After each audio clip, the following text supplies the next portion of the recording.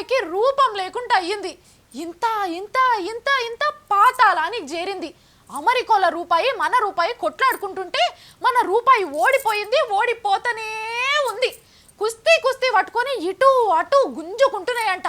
ఇక అమెరికాల రూపాయి మన రూపాయిని 67 గుద్దులు గుద్దింది.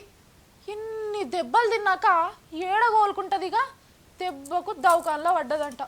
ఇంతకు ఎప్పుడు కోలుకుంటుందో ఏమో చూద్దాం.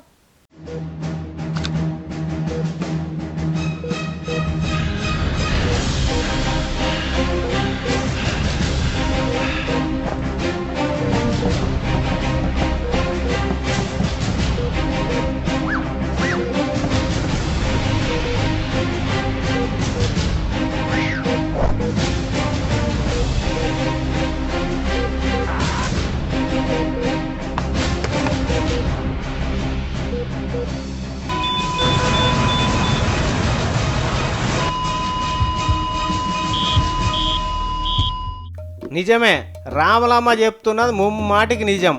అమెరికాల పైసలు మన పైసలు కొట్లాడినాయట.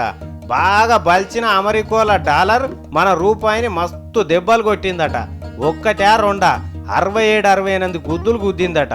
ఇక ఏడగోలుకుంటుంది మన రూపాయి. వెంటనే అంబులెన్స్ లేసుకపోయి దవాఖానలు వేసిండ్రట. అంతకంటే ముందు ప్రాథమిక చికిత్స చేసినా లాభం లేకుండా పోయింది. అందుకే ఐసీయూలో పెట్టి ట్రీట్మెంట్ చేస్తున్నారట. అయితే రూపాయి ఆరోగ్య పరిస్థితి ఇప్పటికైతే ఆందోళనకరంగానే ఉన్నదని ఆర్థిక డాక్టర్లు చెప్తున్నారు. కోలుకుంటుందా కూలబడుతుందా అనేది ఇంకొక ఏడాది అయితే తప్ప చెప్పరాదా అంటున్నారు. ప్రస్తుతం వెంటిలేటర్ మీదనే ఉన్నదట మన రూపాయి బిల్ల. ఇక చూడుండ్రి ఎట్లా ట్రీట్మెంట్ చేస్తున్నాడో మన మన్మోహన్ సారు, చిదంబరం సారు.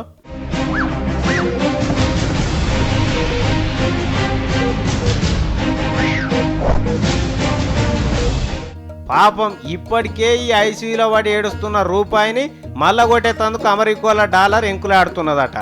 ఏడ దొరికితే ఆన్నే కొడతా అని తిరుగుతున్నదట.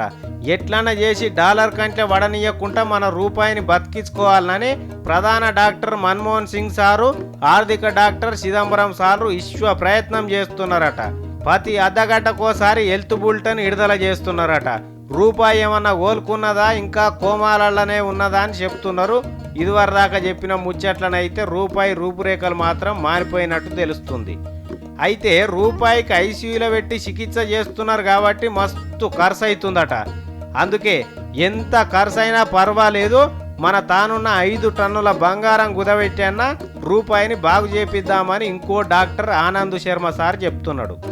ఇంతకు అమెరికాల డాలర్ మన రూపాయి మీద ఇంత కోపం ఎందుకు పెంచుకున్నది, ఏం కథనో తెలుసుకునేందుకు పెద్ద మనుషులు ప్రయత్నం చేస్తున్నారు.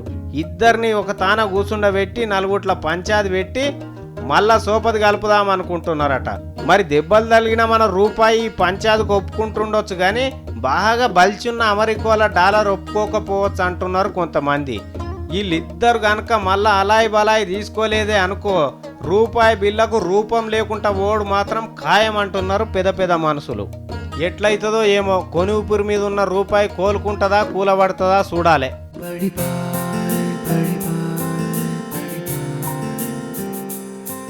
Vidipai, Vidipai.